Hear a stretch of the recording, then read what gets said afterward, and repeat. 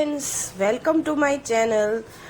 આજે આપણે બનાવવા જઈ રહ્યા છીએ સરસ કાઠિયાવાડી ચટાકેદાર ઢોકળીનું શાક.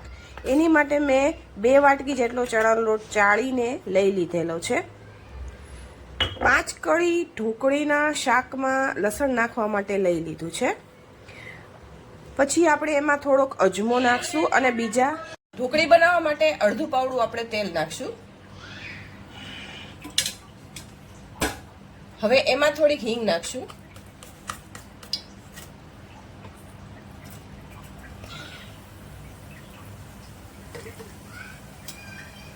પછી એમાં લસણની પેસ્ટ નાખી દેશું.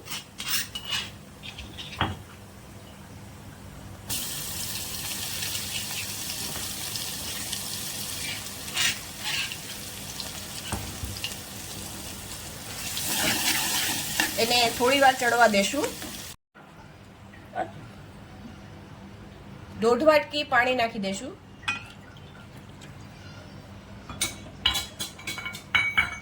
ગેસને ફૂલ કરી દેશું.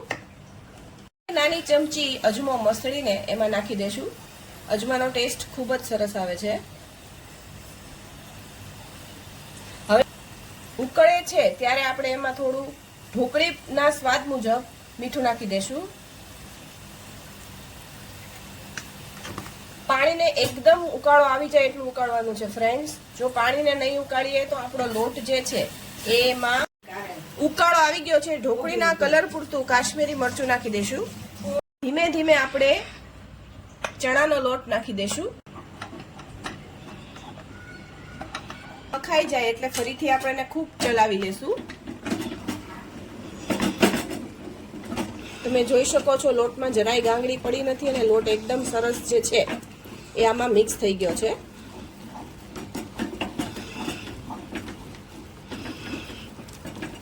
આપણે થોડોક સોડા નાખી દઈશું.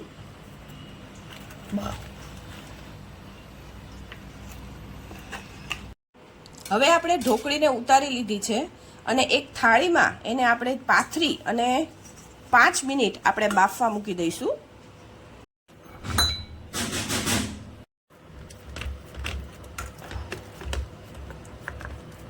તમારે જેટલી ઢોકળી જાડી અથવા પાતળી રાખવી હોય એવી રીતે તમે પાથરજો. ગરમ હોય ત્યારે જ આપણે એને બાફવા મૂકી દઈશું.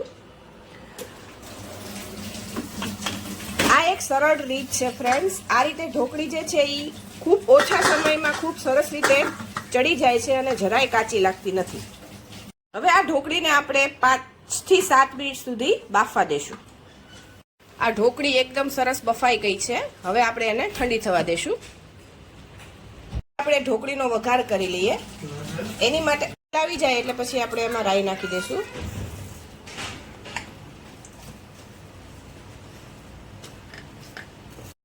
રાઈ ફૂટે એટલે આપણે એમાં જીરું નાખી દઈશું.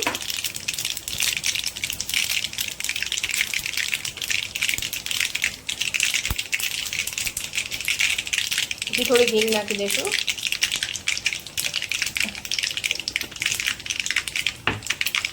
લસણની પેસ્ટ નાખી દઈશું.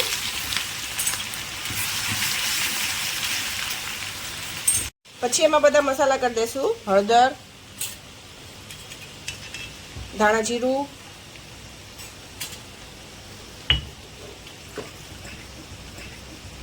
કાશ્મીરી લાલ મરચું જે કલર માટે થોડું વધારે નાખશું. પછી મસાલાને સરખી રીતે ચડવા દેશું.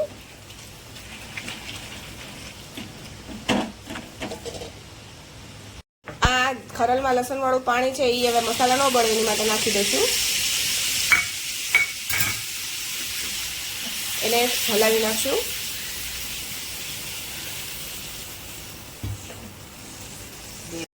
જાડી ખાટી છાશ લીધી છે એ હવે એમાં નાખી દઈશું.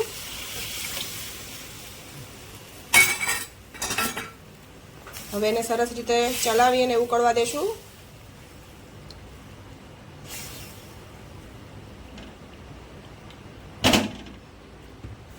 પ્રમાણે એમાં નમક નાખશું.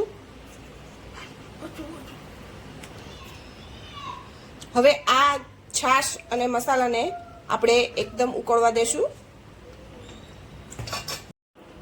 છાશ ઉકળે ત્યાં સુધી આપણે ઢોકળીને કાપી લેશું. તમે જોઈ શકો છો જરા પણ ગઠ્ઠા નથી પડ્યા અને એકદમ સરસ ઢોકળી જે છે એ ચડી ગઈ છે.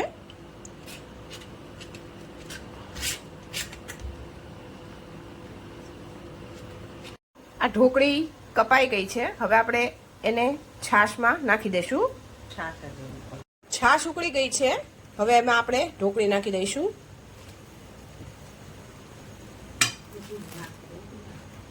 આપણે એને સરસ ચલાવી દઈશું. હવે આને આ 5 મિનિટ આપણે ઉકળવા દઈશું. તમે જોઈ શકો છો તેલ એકદમ સરસ ઉપર આવી ગયું છે અને બધા મસાલા એકદમ સરસ ભળી ગયા છે.